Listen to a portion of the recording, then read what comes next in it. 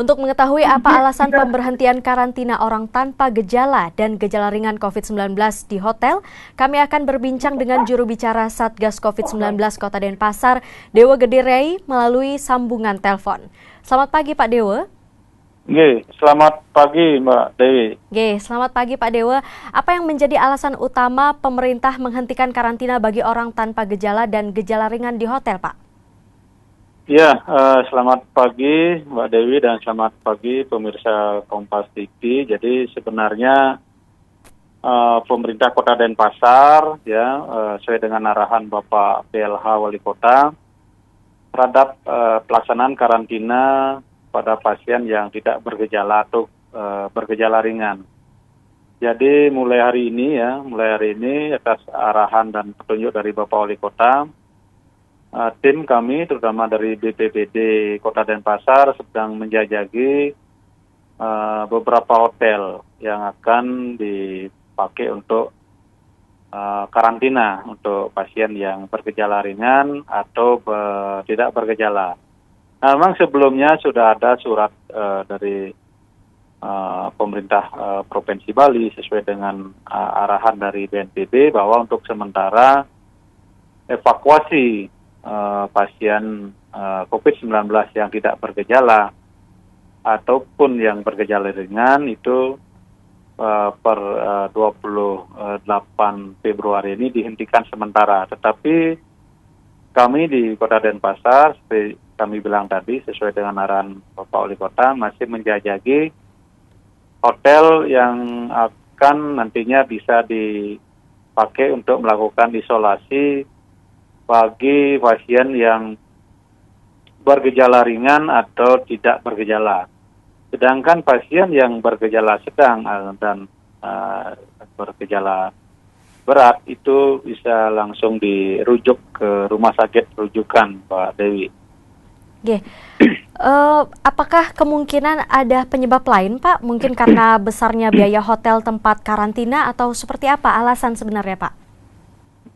Ya, memang sesuai dengan arahan dan surat dari pemerintah Provinsi Bali. Selama ini memang untuk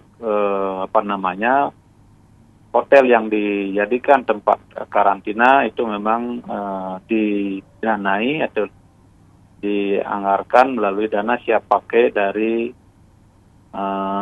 BNPB. Dan itu pernah ada surat bahwa untuk sementara pelaksanaan isolasi ataupun evakuasi pasien yang bergejala ringan atau tidak bergejala sementara dihentikan per 28 Februari ini. Tetapi kami di Kota Denpasar sesuai dengan arahan Bapak Wali Kota akan menjajaki hotel lagi untuk kami siapkan sebagai tempat isolasi dan sambil juga melihat menghitung berapa kebutuhan biaya untuk pelaksanaan ataupun sewa hotel untuk dipakai tempat isolasi bagi pasien yang tidak bergejala ataupun bergejala ringan, Pak Dewi. Jadi terkait dengan apakah kendala ini ya tentu dari BNPB yang lebih mengetahui, Mbak Dewi. Baik. Kalau misalnya karantina mandiri di rumah, bagaimana pengawasan dari Satgas selanjutnya, Pak?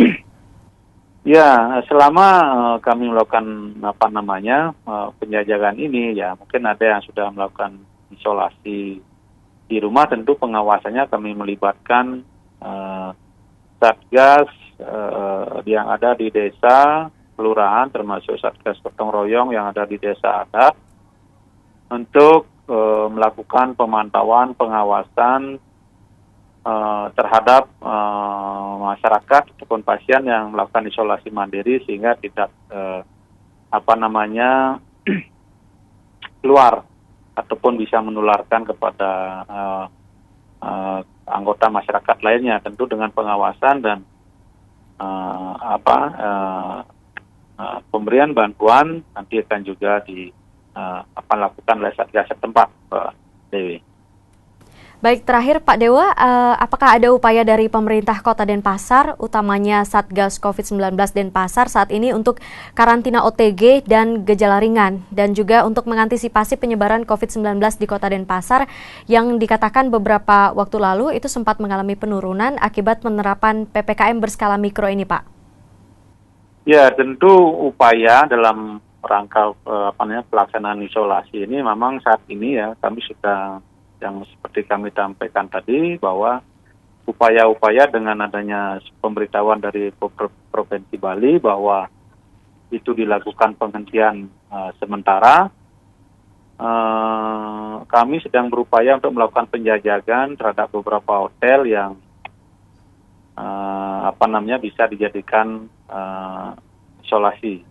Kemudian upaya-upaya yang lain tentu dengan melibatkan seluruh satgas yang ada di desa, kelurahan, termasuk Satgas Gotong Royong untuk melakukan pengawasan, monitoring, termasuk juga penegakan dan operasi justisi terkait dengan kepatuhan dan kedisiplinan masyarakat dalam menerapkan protokol kesehatan. Baik, terima kasih Pak Dewa Rai, juru bicara Satgas COVID-19 Kota Denpasar atas waktunya bergabung bersama Kompas TV.